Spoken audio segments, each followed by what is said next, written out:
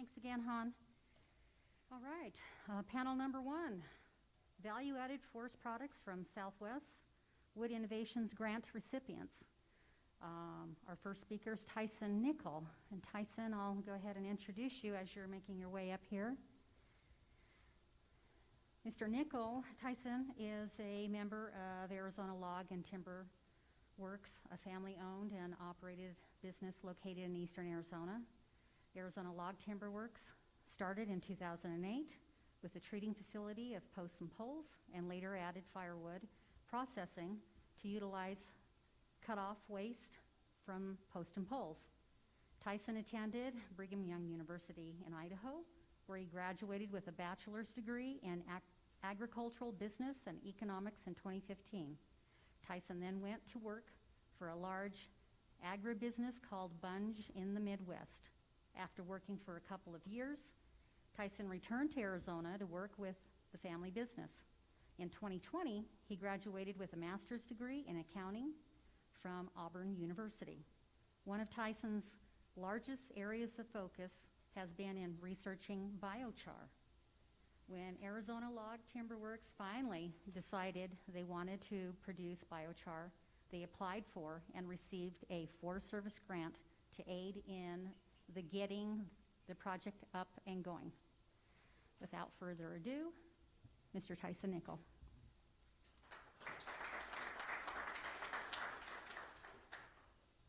You have the clicker for the PowerPoint? This is forward, backward, and that is a real pointer. Perfect.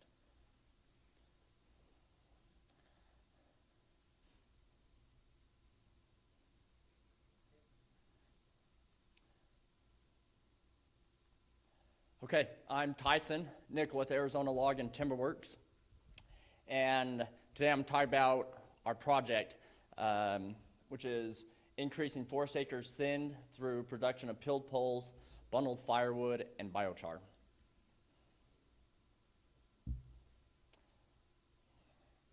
All right, I'm going to talk first about who we are. I want to give you an overview about who we are as a company, and then what our limitations are and what our needs are, and then the resulting project that came from our limitation, trying to meet those needs. So Arizona Log and Timber Works, located in Eager, Arizona. That's in the Apache Sitgreaves National Forest in eastern Arizona, real close to the New Mexico border. It was started in 2008, at least the company as we know it now, started by my dad, Randy. He started out with pole peelers to peel house logs, because at the time they built log homes. Then wanting to utilize them more, he put in a treating facility to utilize the peelers more. From the peelers, he had a lot of cut-off ends, a lot of poles that didn't make any other product, and so he looked into selling firewood, bundled firewood. Got a contract with a company out of Texas, and that has turned into a major part of our business, where we're not only using our waste from our peeling operation, but bringing in several hundred truckloads of low-value wood and turning it into firewood each year.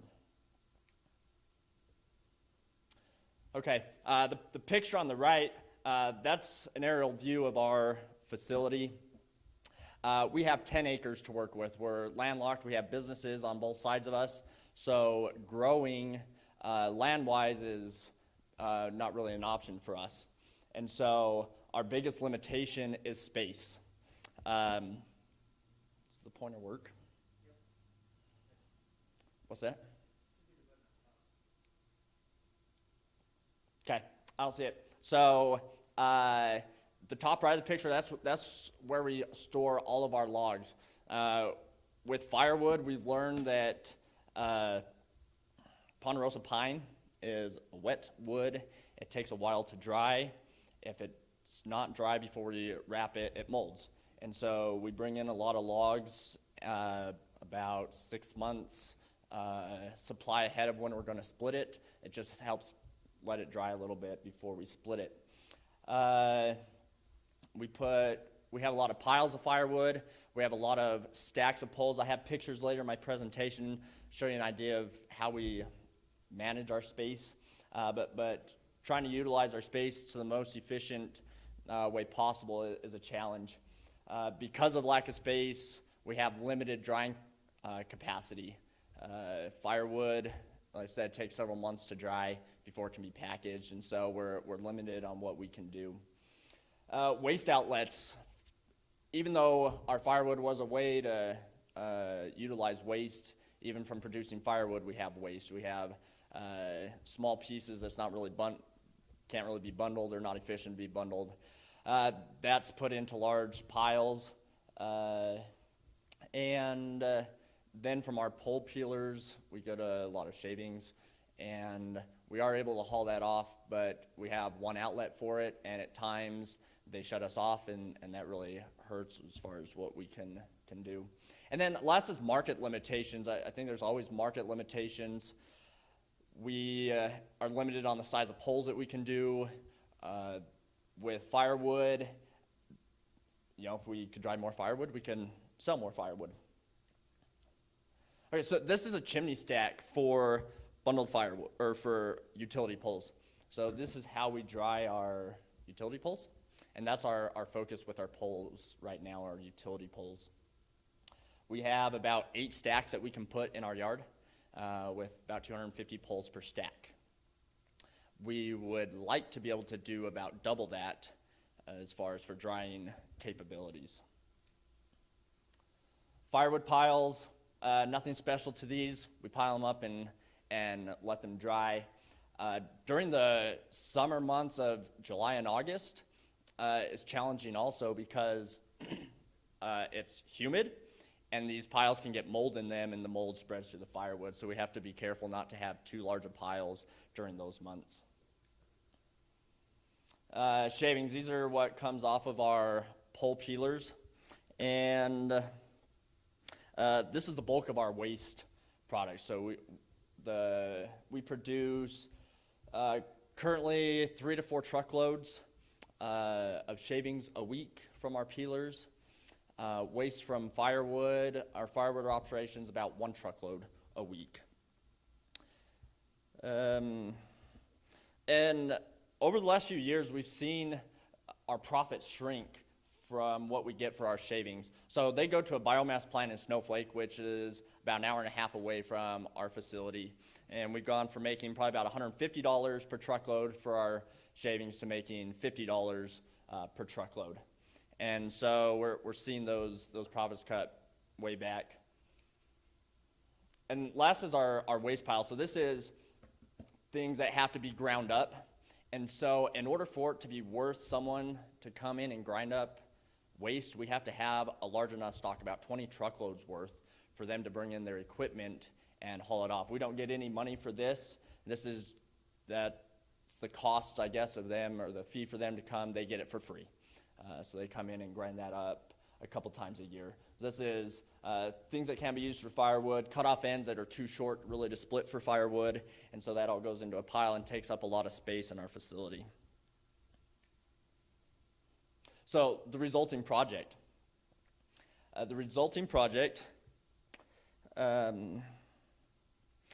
Is larger peelers.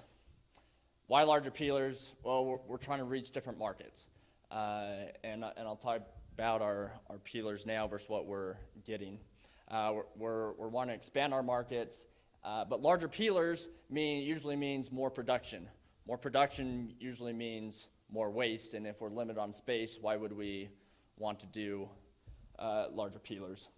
So then we looked into biochar, and our project is centered around a biochar production unit. I'll talk about a firewood kiln and how we're integrating that to help us utilize our space and do more product. And then last is the community wood energy grant, and that's what's made all this possible as far as being able to do it all together like we want to. Okay, small versus large peelers.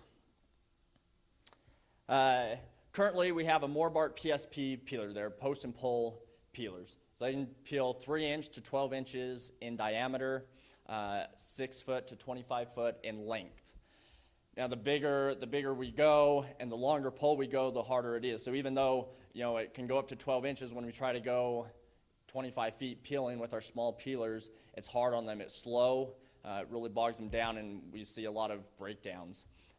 So it's hard on the machines. So being in the utility pole, or focusing on utility poles, we're peeling 4.5-inch tops to 8-inch tops is really the range. But the lengths are, for the demand, are bigger than what we really can do. So right now we can peel up to a 30-foot log. So even though it says 25 foot, we push 30. Sometimes we'll push a 35-foot log through it for feeling real adventurous that day. The C-Series debarker is what we're going to. So it's also a Morbark product. Even though it's called the debarker, we're going to put peeling knives on it instead of debarking heads. And we can peel 4-inch to 24-inch in diameter. We should never need to peel a 24-inch log. Most utility poles on the butt, the biggest would be like an 18-inch on the butt, and that's on a 45, 50-foot, what we call a stick. But 8-foot to 70-foot length. Our treating facility, our container, our tank is 60-foot long, so we're never going to really peel anything longer than 60 feet. Really our focus is going to still be the 25-foot to 45-foot length market is our goal. All right, the biochar production unit. I said this is the center of our project. Without our biochar, I think we'd just be buried in waste, or we'd get to that point. So our system consists of trains or reactors. One train can produce 2 tons of biochar per day from 8 tons of feedstock, so about a 25% yield on biochar. Biochar has been talked about a lot recently. There's been a lot of webinars from the Forest Service talking about biochar and its uses. A lot of that's been focused around soil, which is where I guess the majority of the market is and will always be. Our focus, though, is in biochar infiltration. Biochar is like a carbon product, and if produced right, can be used in a lot of different filtration applications, namely like water filtration. That's an area that we're going to be researching and trying to develop. We've talked to water companies, so it's a matter of whether or not our biochar will have the longevity to filter for what they need. The other is mercury removal in coal-fired power plants. Currently, coal power plants use a coal carbon, an activated coal carbon, to remove mercury from their coal. When it's burned, we have interest from a local power plant to try our biochar in place of the coal carbon. And so we're working with the company that's manufacturing our equipment. They're an engineering group. They're working on tests to see if that's feasible. The kiln.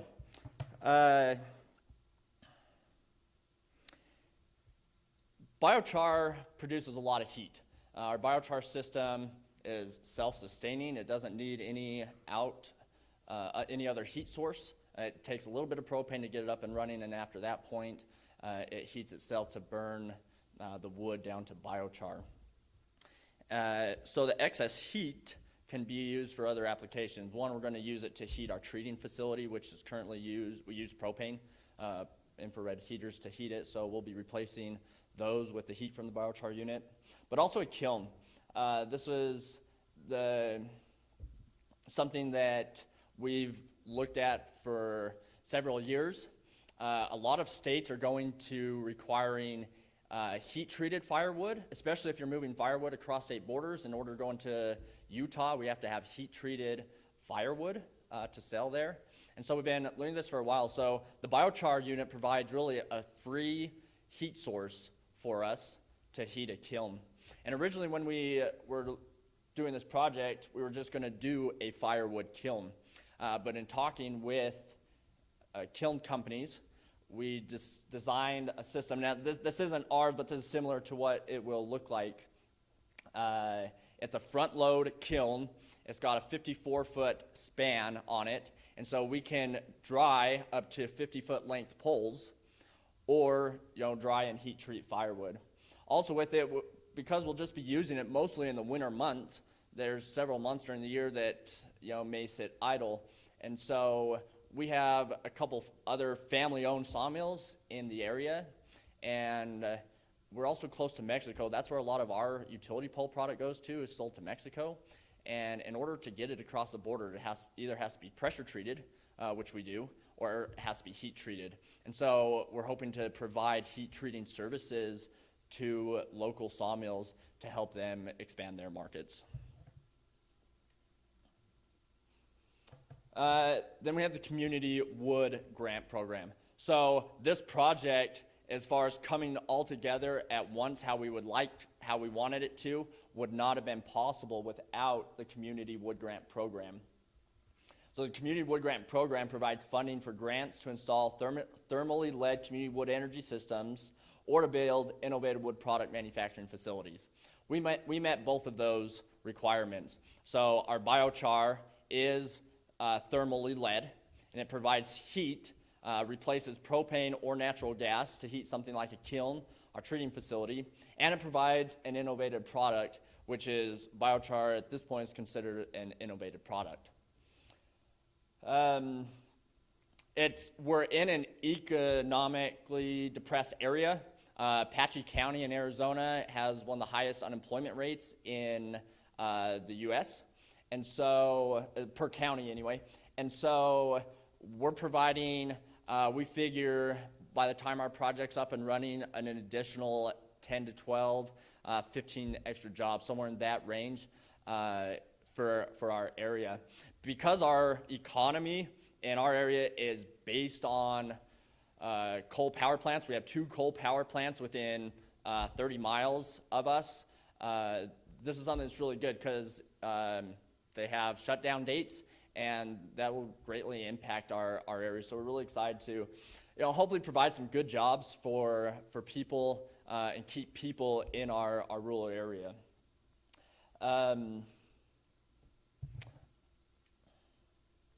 So this is wrapping up where we came from and where we're headed.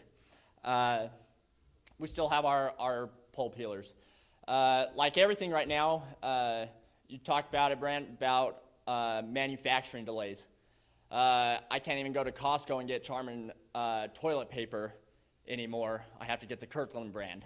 Everything's delayed. So we hoped to have our biochar here and operating in September. Our biochar unit is still not here.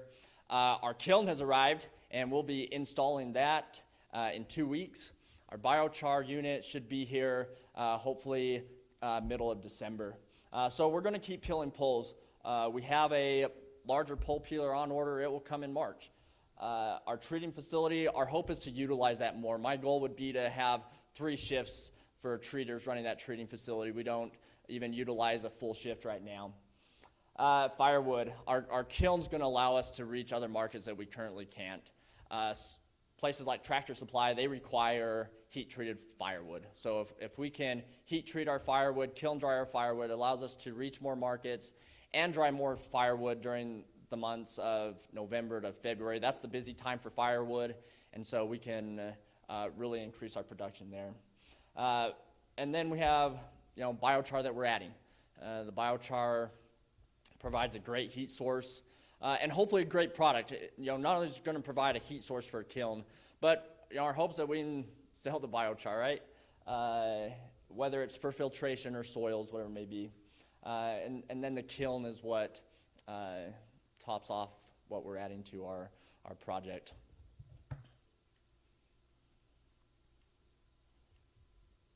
That's all I have. Thank you.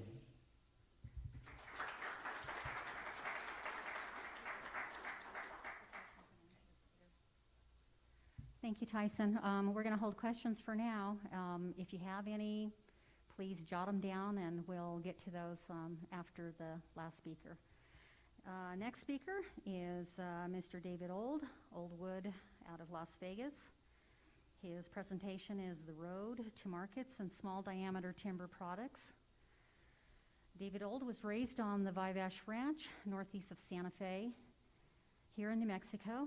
In the 1990s, David decided to leave a prosperous career in helicopter and aircraft sales and go back to the ranch with his wife to raise their family. However, his vision of continuing to grow the Old family's business, which began as a small sawmill operation in the 1930s, might never have been fully realized. In 2000 and again in 2013, the family witnessed the Vivash and the Tres Lagunas fires consume hundreds of acres of the ranch's forested lands. Rather than be deterred, the family embraced their circumstances. With mountains of fire-burned trees all around them, they immediately began exploring ways to reclaim the charred timber. Today, Oldwood is a thriving enterprise, producing Forest Service-produced export-grade and grain wood products for commercial, industrial, and residential applications for clients in the U.S. and throughout the world. Please welcome David Old.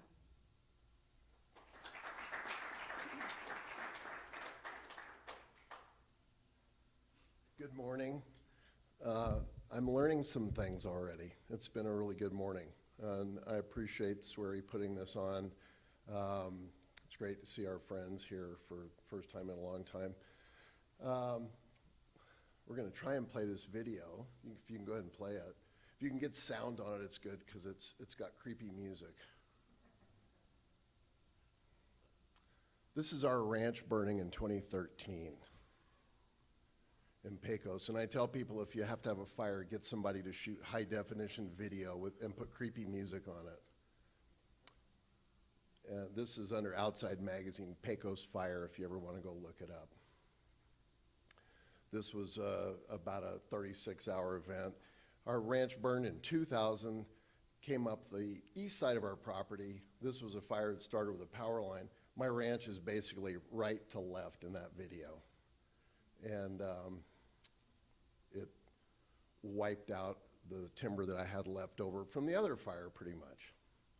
So, as they say, per force, we've had to be in the wood business. We've had to learn to survive. That's the village of Pecos in the background there.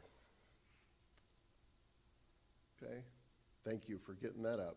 If you want to try, since that's working, Google CNBC Old Wood.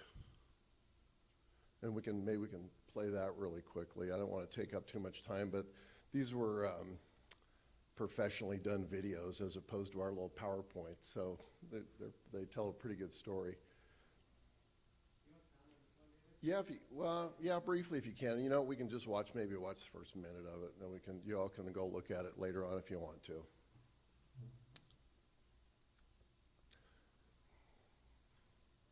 There's quite a few clips here. I'm talking about marketing, and my point here is that the best marketing is free marketing. You can go ahead and play it. I was so poor when they shot this, you wouldn't believe it. My father got killed in a plane wreck in 1978, and I inherited a big ranch with about 150 cows on it. The idea of raising a cow and then knocking it over the head did not appeal to me, and I didn't see doing that for a living for the rest of my life. An architect friend at church asked me if I wanted to make a bunch of wood for this guy, Don Imus, and I said, sure. Mr. Imus asked if I can make wood floors. I had never made a wood floor, don't tell him I said so, but after I'd agreed to make these wood floors, I had to figure out how to make these wood floors. Turns out I really needed $65,000 for the molder, and basically pooled all the money we could find from my family savings, and I went and spent my children's inheritance on a new molding machine. Which I still haven't seen. You're getting paid. Oldwood is entirely family-owned at this point. We are specialized in fire logging. We're awfully good at it. We take those burned trees and we turn them into beautiful grain floors. Really, any of these end grain products are going to work really well. One of the hardest woods in the world.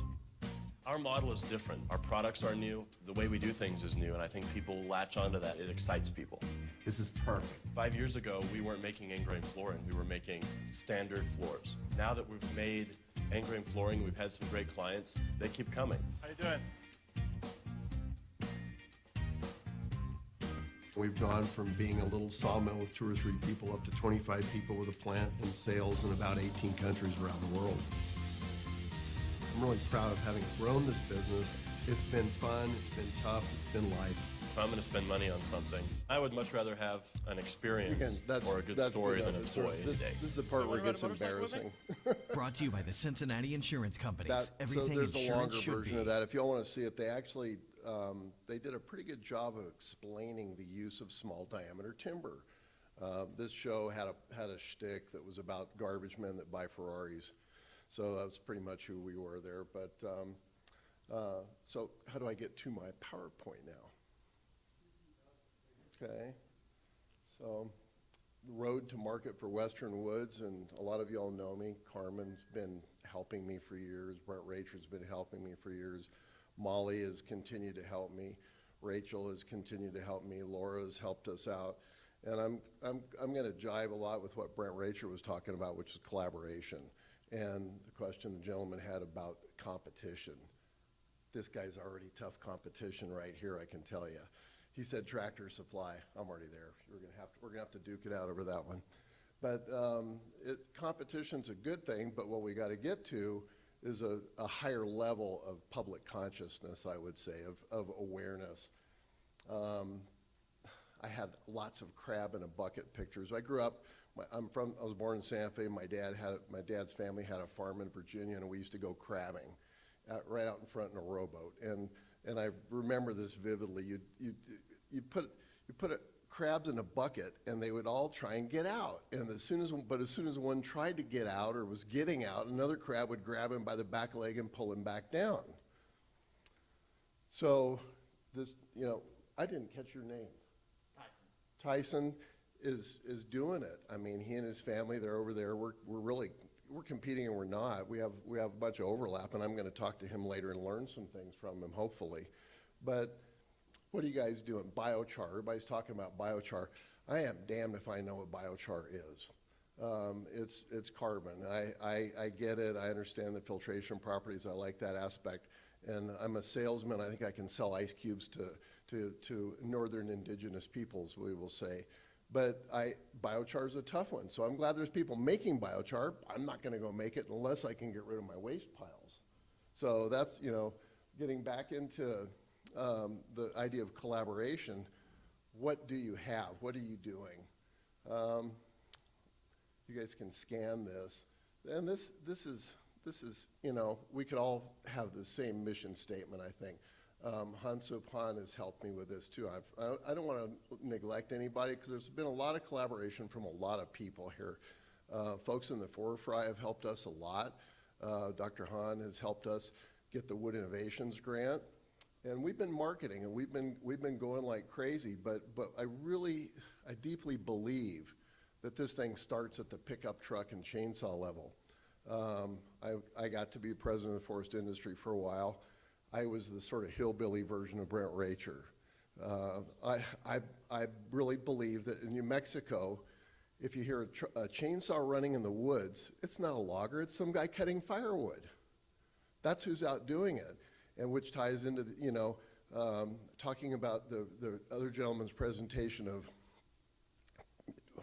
250 million tons or whatever this incredible number was, and all I can think is, well, how do you eat an elephant? One bite at a time, right? That's the only way to do it. And so it's guys like Ty and back here, and it's guys doing the biochar, and it's guys doing post and pole, and it's guys doing firewood.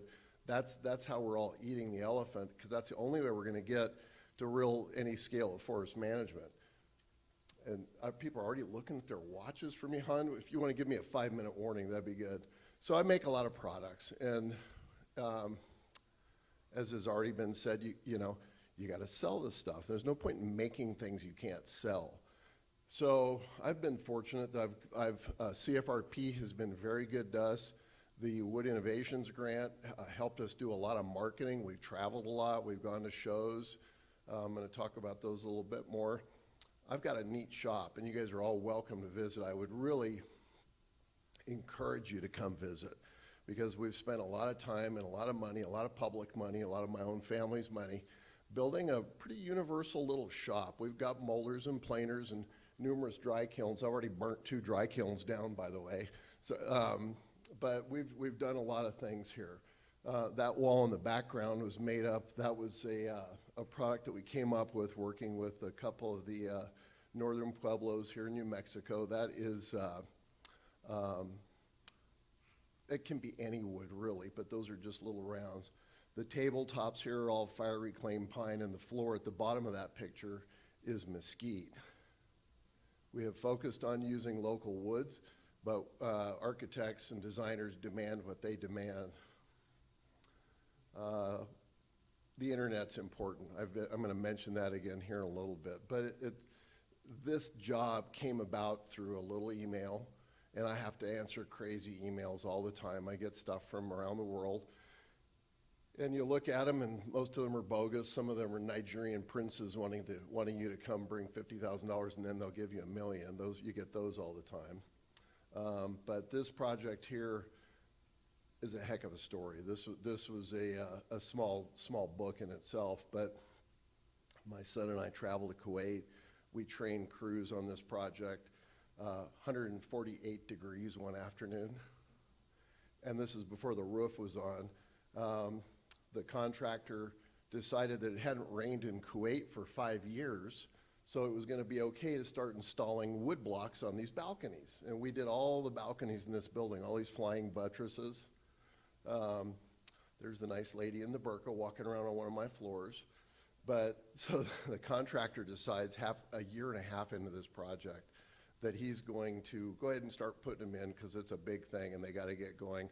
Well, they've got 50, 60,000 feet of wood blocks glued to concrete, and they had the 5-year flood.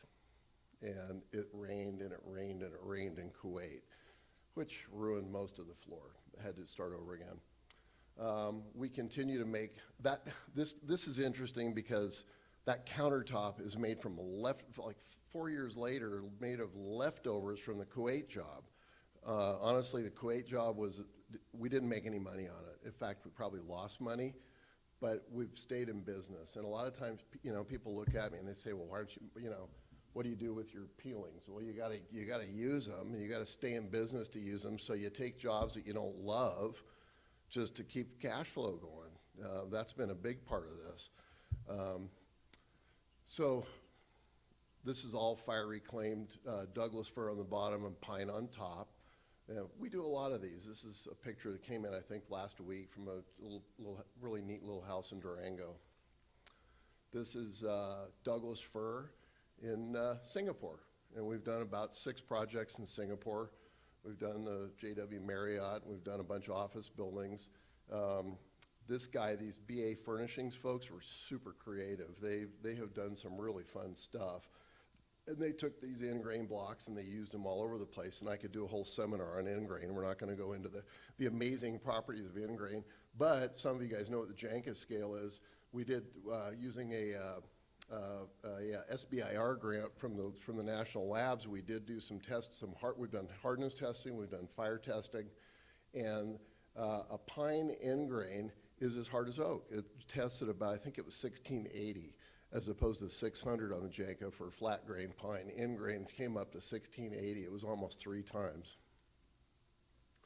So I'm not teaching a marketing class. I got 20 minutes here, but here it is. Here's the nuts and bolts of what I would say to you if you were starting a business and we were going to talk to each other.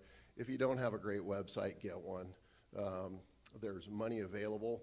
One of the big sources of funding for websites is your state government, your local economic development folks, and there's a program called the STEP grant program, which is if you have any international business, the STEP grants right now are paying for website development because there's been no travel.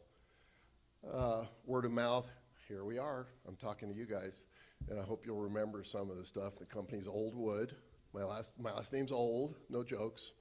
But if you need this stuff, call me, look us up, and you will find us on the internet. And I'm not OLDE Wood, because those guys tried to put me out of business, and it turned out I was incorporated 4 months before them, so they had to shut up and go away. Old E Wood is doing a huge marketing campaign right now, and I'm flipping that on them anyway. Advertising, I think, is in general a waste of money.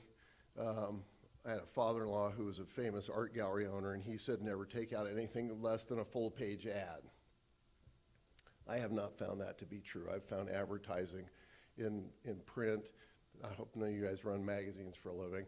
They just, nothing much happens. But advertising and marketing is it's a nonstop, keep doing it, press on year after year sort of thing. Shows, again, back to one of the big things that we have done is we've used the Wood Innovations Grant, and the other one I hadn't mentioned was the VAPG grant. And you guys can tell we're not grant babies. We have never taken a dime out of any of these grants for any personal gain or even wages.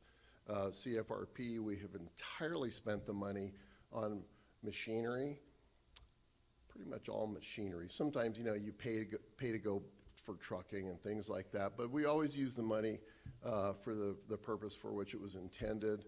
The Wood Innovations Grant was tremendously helpful. We attended shows around the world, and we became a White House Exporter of the Year. This is the President's e-export flag, and I'm pretty proud of this, actually. And it has also, these things are cumulative. One thing leads to the next, and this has led to a lot of recognition in a lot of other areas. And in that world of export, we're one of the few people in the state of New Mexico. We're picked. We're going to Saudi Arabia in March for a trade mission. Except the state of New Mexico didn't get any STEP funding. Colorado, New Mexico, Arizona, and Texas all got a lot of money, and New Mexico didn't get in line correctly. So we have to pay for that trip ourselves, but we'll live with that because it's an important thing. Free press is back to that. Whatever you can do, anytime you can speak. If you got to travel a little ways, do it. If you got to go somewhere, you got to go talk to 3 people in a classroom, do it. Because those people become interacting personally with people is going to make a difference. Maybe you guys can explain biochar to them.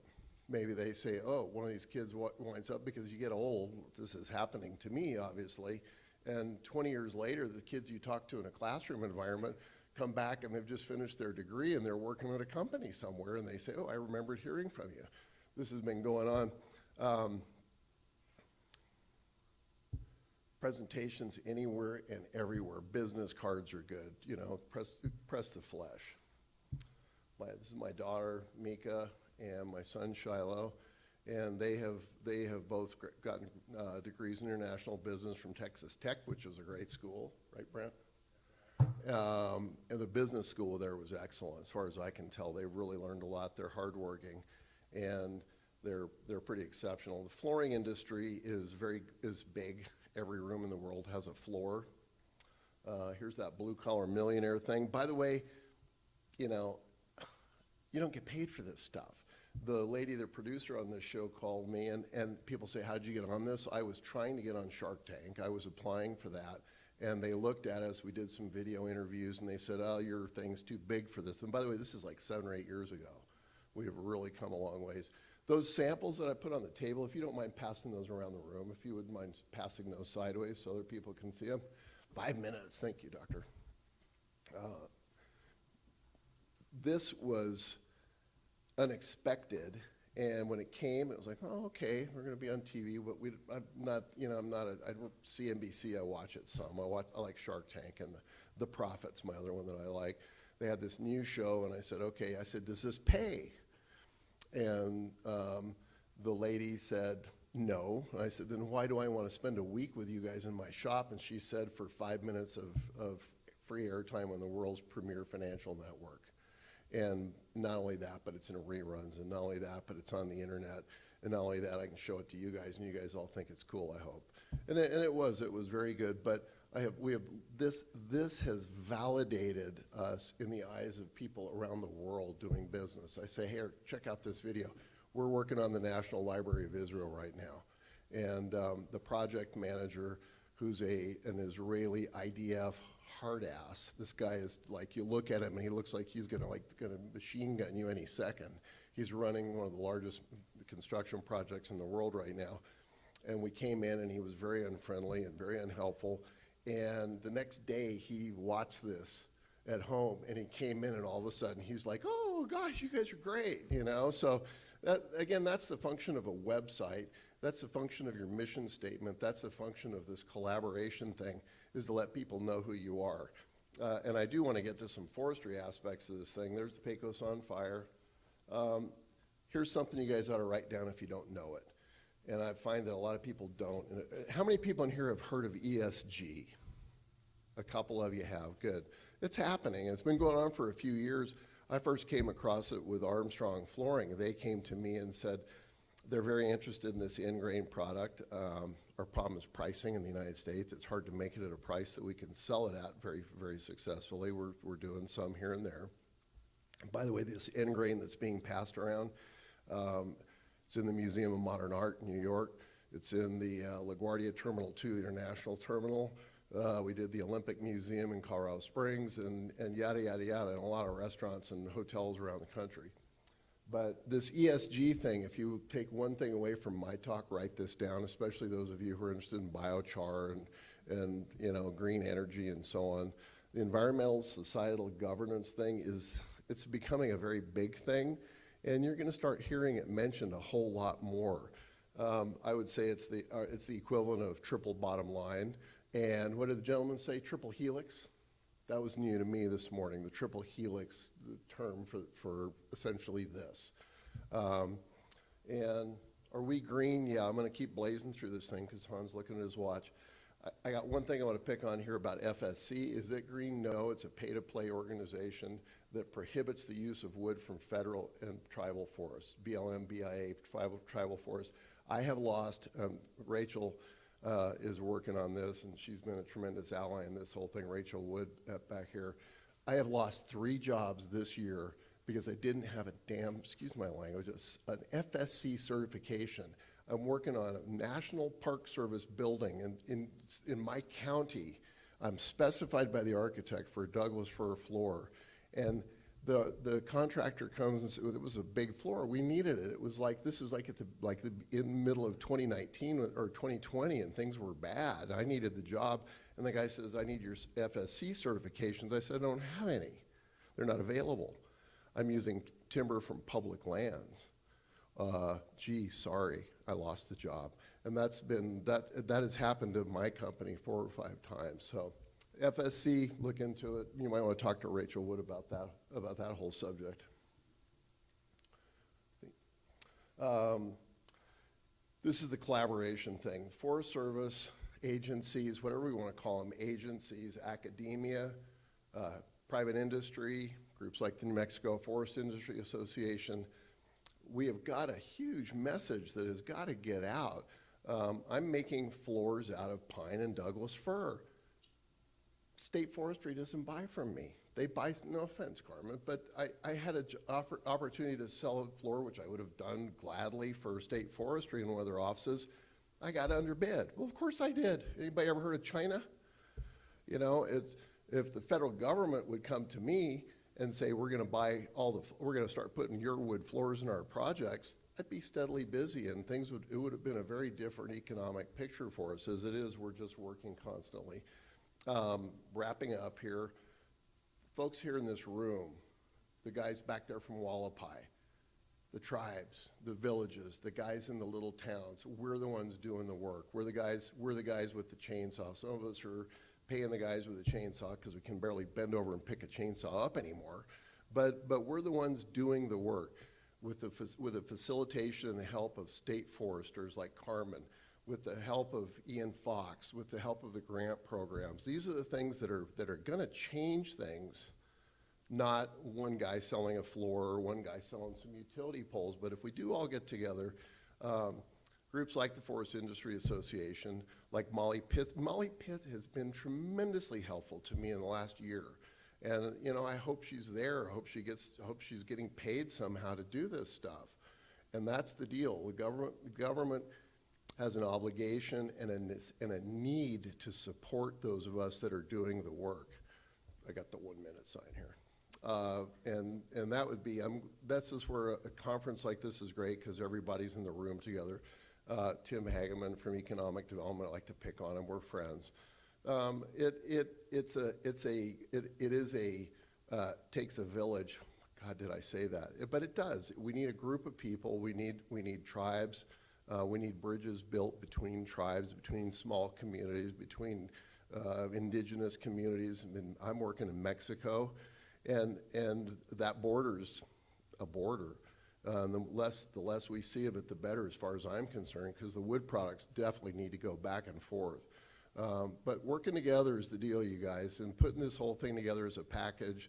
Marketing's part of it, the science is part of it, the machinery's part of it. What do we do with the waste is part of it, and it's the whole working together thing. And working with, if we can work with universities, and we can work with agencies who will help us learn and do a better job in industry, and the validation that we get from working with each other is what will make us real in the eyes of the public.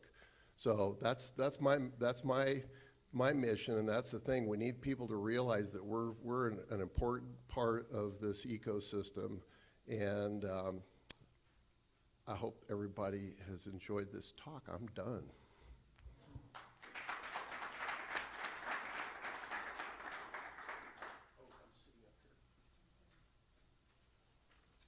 Thank you, David, and thank you for the friendly reminder of the need to network and, you know, visit with one another. That's what this venue is all about, and we appreciate you, again, everybody here in attendance. Last but not least, Andrew Hawk. Andy Hawk is co-founder of Timber Age Systems, a Durango, Colorado-based cross-laminated timber manufacturer, has been in Four Corners area for about 25 years, and is an avid user of the tremendous landscapes in the region. Andy holds a bachelor's degree in biology from the University of New Mexico with a focus on ecology and ecosystem function. Andy has a passion for the rural communities who live within and around our abundant forests, and he's excited to share part of the Timber Age mission today. Andy's presentation is Scaling CLT Production for Rural Communities Using Ponderosa Pine. Please welcome Andy.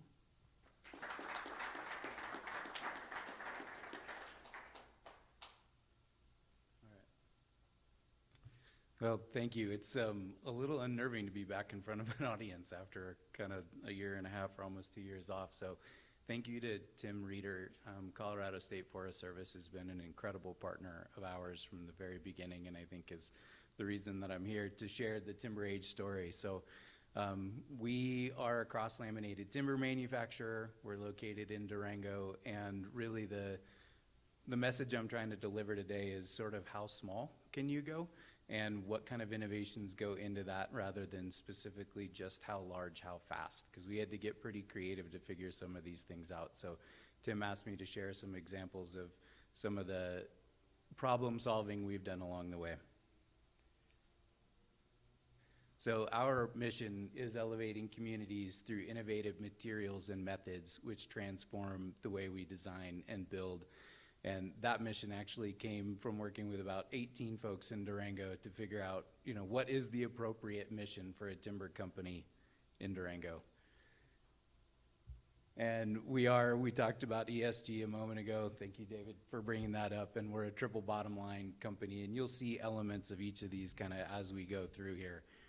But this is how we measure success at Timber Age, and it's a challenge. I mean, it pushes us to make a different set of decisions on a daily basis, and I think that helps us validate our reason to be in the community. So our company started with a 2018 Wood Innovation Grant. My partner Kyle and I were both working in other careers, and we're being pushed in the direction of thinking about ponderosa pine and wood utilization from a number of different folks in our community. And we were able to receive a grant in 2018 called Kickstarting the Timber Age in Southwest Colorado. And it was specific to figuring out how to utilize ponderosa pine in cross-laminated timber manufacturing. And we had hoped to use one locally manufactured panel out of ponderosa pine in a structure, and we were at the time intending to actually import CLT from Montana to create a structure because we just weren't sure if we were going to be able to build our own panels. Well, you'll see the trial and error here in a second, but we did a little bit better. The picture on the left is September of 2019, which was our Wood Innovations Grant kind of public meeting, and those are some of the very first panels we created. And the structure on the right is actually the result of our Wood Innovation Grant, and that's a 16 by 24 foot outdoor kitchen made entirely of ponderosa pine. And the majority is, it's all CLT and heavy timber, and in the end, we milled all the timber, had a local steel fabricator do all the knife plates, and then we produced all the CLT for the roof and the walls. So in the end, we one-upped ourselves. We weren't sure we could do it, but we were really pleased, and the family that owns this uses it about 4 nights a week. It gets outstanding traffic. So we had to start from scratch. Tim knows much better than I do that, especially in the Columbine district of the San Juan National Forest, there isn't a ton of industry. It's little and it's pretty scrappy and it's focused primarily on firewood. So when it came to making CLT for the first time, we watched a lot of old D.R. Johnson videos, figuring out how to apply glue, went back to the paint bucket and roller method. Our first platen and reference table for a CLT press lasted exactly 1 panel before we destroyed it. We glued the panel to it and had to destroy the platen to get it off the panel. We did not have a sawmill, and there wasn't a mill in our region that would saw a 5/4 board for us to get down to a planed 1-inch board to go into the to go into the panels. So we found a 1987 Wood Miser and got it sent out to us for the price of shipping, and then proceeded to rehabilitate the entire thing. But we had to figure it out, because there weren't any tools available to us at the time. So it was just figure it out, and a lot of stuff came from Craigslist.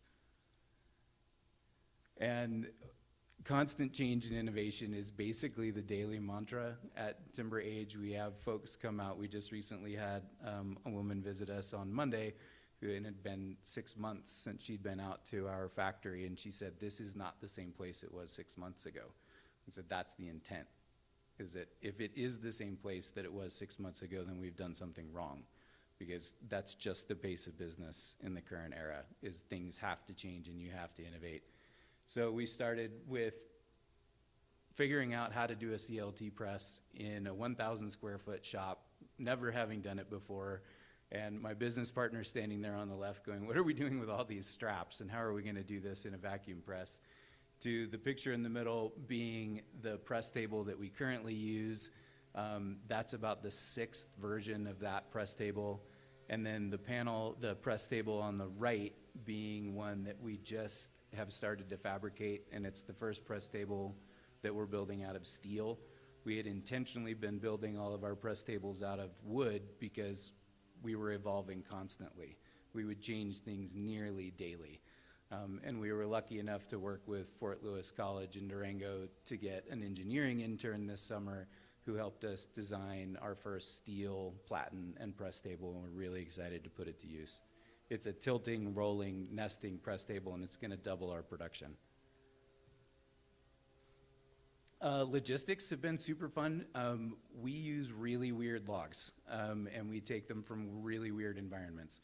So we do use 100% ponderosa pine, and again, we did not have a log truck. There wasn't one available to us. We're often getting logs coming from fire mitigation projects that are coming out of neighborhoods. We've used a skid steer with a grapple to pull logs between condominiums. We've worked with a mule logging team to winch up logs between buildings. We still don't own a log truck. We're in the midst of building a self-loading 24-footer to get into really tight spaces because our environment is really steep and really tight, and a lot of the time traditional log trucks won't fit. So we've gone from the Dodge Dually with a flatbed trailer to the gooseneck to a handful of other things to try and get logs to our plant. You've heard a lot about kiln drying. We also confronted the need to dry wood, CLT. With the glue that we utilize, our boards have to be between 9 and 15% moisture content before we apply the glue. So having really tight tolerances for wood moisture content is important for us. We built our first kiln based upon the Oregon State design that they had trailer mounted. The picture in the center there is the kiln in operation. We added a lot of automation to it. It's actually Wi-Fi enabled. We can control the fans and a few other things on the kiln via the phone. We added a scale to the kiln, so we know that our bunks of wood typically weigh between 2,700 pounds and 3,000 pounds going in wet, and they need to weigh about 1,700 pounds coming out. And we're in the midst of building 4 more of those kilns right now. But we've been really lucky to live in Southwest Colorado, where atmospheric humidity is typically low and it's windy. And we find that the kiln, no matter what time of year, cuts drying time in about half. So if it's taken 30 days to dry wood outside or 60 days to dry wood outside, it'll take about half that time in the kiln. And between some air drying and kiln drying, we've been able to keep up with our production needs just with some pretty simple technology. So far, we've taken a little better than 95% of our wood from private land. We just bought a deck sale off the San Juan National Forest for the very first time, which was really exciting to see them move forward. And you know, community is at the heart of our company, and collaboration is at the heart of our company, and we want to see the San Juan succeed as much as anyone, and so we really wanted to support that process. We found that even though Colorado State's got a great database, and NRCS has got a great database, and National Forest's got a great database, nobody really had a single place for us to go to figure out which private landowners have timber that they're trying to move. And under what conditions do they have tools? Can they skid and deck? Is it just that they've got logs on the forest floor and then don't know what to do with it? So we just put together Google Map and started tracking every landowner that we got an email from and figured out, okay, where are all these people? And if we send out a truck and this family's got a half dozen logs and that family's got a half dozen logs and this family's got 18 logs, if we make kind of a sweep, we can go fill a truck up and get enough logs to really make the run worth it. And to date, it's been less than 40 miles from the forest from which the log came down to our factory, back out into a structure. And we're just having to track this stuff constantly. So it's just use what technology we've got, because we didn't necessarily have access to all the state and federal data sets. And so it was just, well, we'll make our own and figure out who is it on the landscape that has timber available. We wanted to really scale to our community, and cross-laminated timber is typically utilized to build buildings, you know, this size and larger, right? I mean, it's in the mass timber family of products, and we were figuring out, well, that's fantastic for urban environments. What do we do with rural communities? How do we create something that small communities can use? And when we started figuring out what panel size, where CLT is typically made in 10-foot tall panels that are anywhere from 7 to 14 inches thick and 20, 40, 60 feet long, that's wonderful for a multi-story high-rise in an urban environment and will never be used in a rural community. And so we kept scaling down, scaling down, scaling down until we settled on a panel that's 5 feet by 10 feet at max size. We make 3-inch thick panels and 5-inch thick panels. And it was really based on tons of community conversations. And then it became, what kind of buildings can we rapidly go to market with? Because as David was talking about, it's about marketing. You have to have sales to keep the company afloat. And we found that in the interim, waiting on the ability to build homes and multifamily dwellings out of CLT, which has got anywhere from a 12 to 36 month lead time, in working in our community, we could build a lot of outbuildings. And we could build a lot of agricultural buildings. The building on the far right is a little mailbox room that we built for a rural subdivision that didn't have a place for their mailboxes and parcel delivery. These are buildings in our county that don't require a building permit.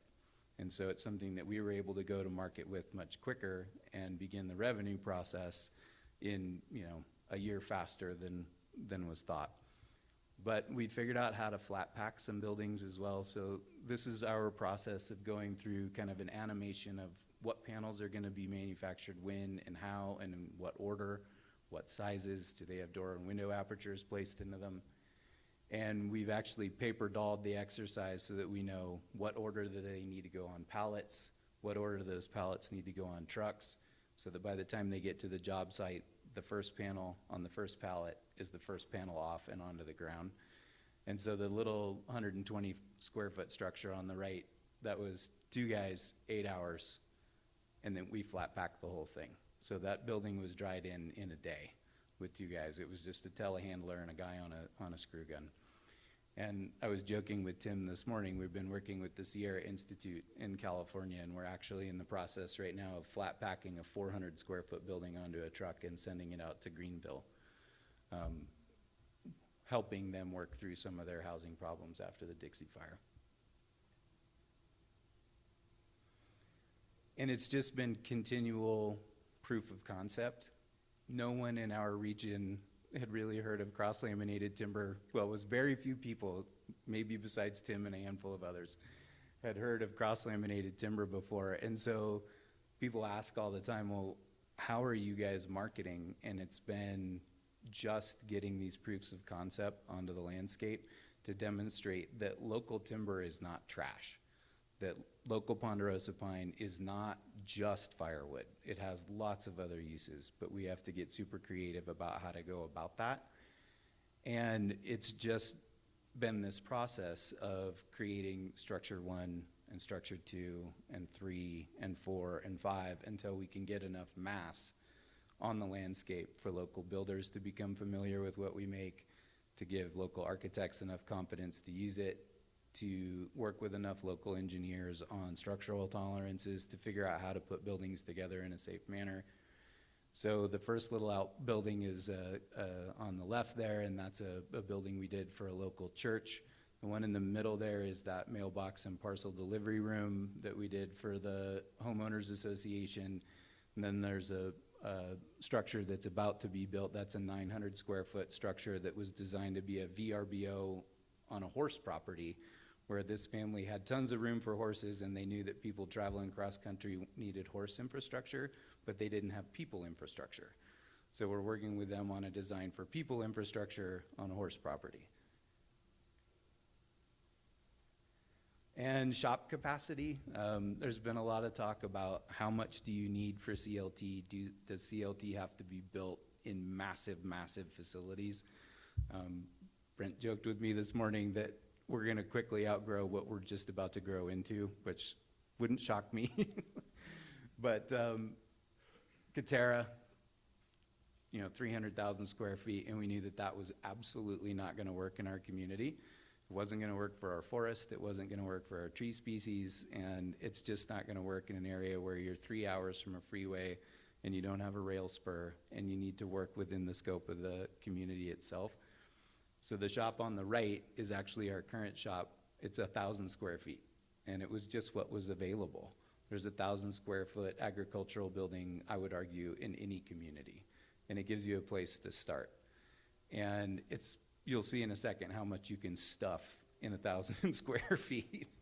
The building on the bottom, we just got an incredible grant from the Colorado Department of Health and Environment through their Resource Recycling Economic Opportunity Program. And we're gonna self-build our own 3,000 square foot shop out of all Ponderosa. And we partnered with the local recycling community to, thank you, Dr. Hahn, to put that building together on their facility. So this is where we've gone and where we're going. April of 2020, 1,000 empty square feet. April of 21, you can see everything stuffed into there. That little tiny shop produces 60 cubic feet a day of CLT. And it is cozy. It's typically two guys in there, and because it's CLT and the glue, the wood and the shop need to all be kept of consistent temperature. We run it at about 70 degrees inside. It's hot, and there's a lot of stuff going on. The rendering on the bottom is actually the interior of the building that I had on the last slide. We've been working with Vention IO and a couple others to build some overhead framework for some tool handling. And we think just in the addition of a couple of tools, we're looking at 4 to 5-fold production increase just going up to 3,000 square feet. We've done our first few rounds of destructive testing. We're not PRG 320 certified, but it's not actually a requirement to put CLT into buildings specifically. Just lowers a hurdle. If you are PRG 320 certified, it lowers another barrier to entry into structures. But Fort Lewis College Engineering Department has been unbelievably helpful in us going through our first bend and shear tests with really encouraging results. And we did some side-by-side on bug-killed stained pine versus green ponderosa. And the panel, the 5-lamb panel on the right, was one that went up to Oregon State to Dr. Musinski's lab to do fire studies. They'd been doing fire studies with ponderosa pine CLT, but they were using hexane glue. We used the Henkel glue, which is non-formaldehyde, slightly different product, and so they wanted to test structural fire between the floor and wall interface in a ponderosa CLT structure. So we sent a few thousand pounds up to Oregon State, and they're having fun burning it. Our current utilization, like I said, that we weren't able to just purchase our first deck sale. We go through 3 to 5 CCF a week, so we're tiny, but that's the intent, is that we really see in our region success being multiple small manufacturing facilities, not one very large centralized facility. Moving timber over passes in southwest Colorado doesn't make sense, but moving a small manufacturing to a community that needs it does make sense, because logistics and trucking will totally ruin the economics. We did upgrade our sawmill. Molly asked me first thing this morning, did you get your sawmill? Yes, we've got a new LT50. We go through about we can produce 140 cubic feet a day of rough sawn boards. And we produce 60 feet a day of CLT, 3-lamb and 5-lamb, and it's 100% ponderosa pine. And there's been tons of talk in the media. What does it take to start up a mass timber company in the United States? Is it a $20 million bet, a $50 million bet, a $200 million bet? And my partner and I just kept saying there's no way that that'll work in rural communities. It does not make sense from an economic standpoint. So people have been asking us a lot lately, guys, how much have you got into it? And how quickly can you become cash positive? Because we're revenue positive, but we're not totally cash positive yet, although we're getting closer. And so we just decided to share the information. I mean, we've got about $1.2 million into it, probably about $300K in fixed assets. And by the day, we're getting closer and closer to cash positive, demonstrating that you can, if you're thinking carefully, put together, a scaled, small mass timber operation in the United States for, under $2 million. It can be done. So we started with the Wood Innovation Grant. We have brought in some outside investment. My partner and I have made significant investment. And then we did just receive this additional grant from the state of Colorado. The picture on the right, again, is just an interior of an all CLT building. They're beautiful, and I'm really excited to put some of David's flooring into a CLT building, because that's not end grain and definitely not hard. And so one of the things we've been playing with is, what do we put on the floor of these CLT panels to make sure that they remain durable? None of this is without team. We were able to actually take advantage of COVID. We grew from the 2 founders to a team of 6 now. These individuals came from really disparate backgrounds. One came with a business analytics degree, one came with a graphic design degree, one was a metal fabricator, and we would not have found these people had COVID not killed their previous careers. And we actually feel lucky that we were able to bring these folks in and be part of our company. And with that, Dr. Han, I think I'm on time and done. Thank you guys so much. It's really a joy to be here with y'all. Thank you.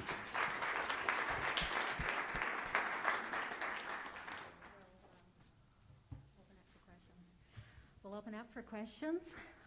So pull out your little notepads if you've got any questions, whether here in the room or on Zoom. Okay. Do we want to? Do you want me to bring this to you? I can't hear the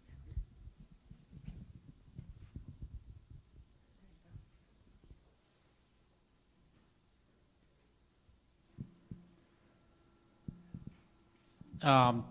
First question is, what equipment are you using for splitting the firewood? This for a question for Tyson. Equipment are we using? What equipment are you using for splitting the firewood? So we have two, the brand is Rapid Loco. They don't make their machines anymore, so when we upgrade, we'll have to go somewhere else. But it's called a firewood processor. We put a whole log, a 16, 20-foot log on. It's got a 60-inch blade on it that cuts it and then splits it 12 ways.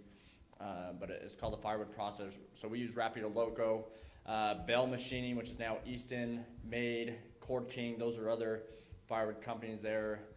They're mostly based out of the Northeast and Canada, but it's called the firewood processor. Okay, stay there.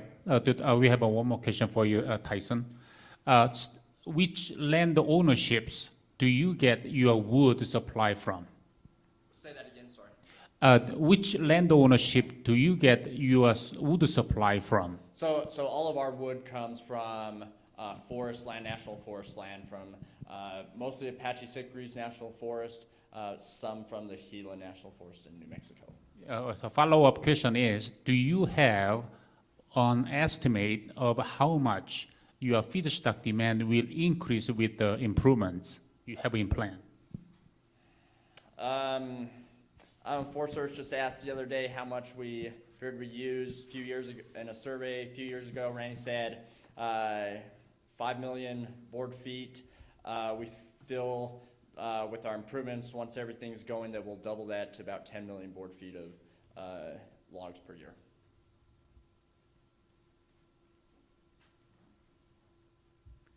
Thank you, Tyson, David, Andrew. Give it up for these guys. Good job. Wonderful. Thank you. Okay, are you done with it? Okay. Thank you, everyone. I think that we are going to take about 10-minute break. So my clock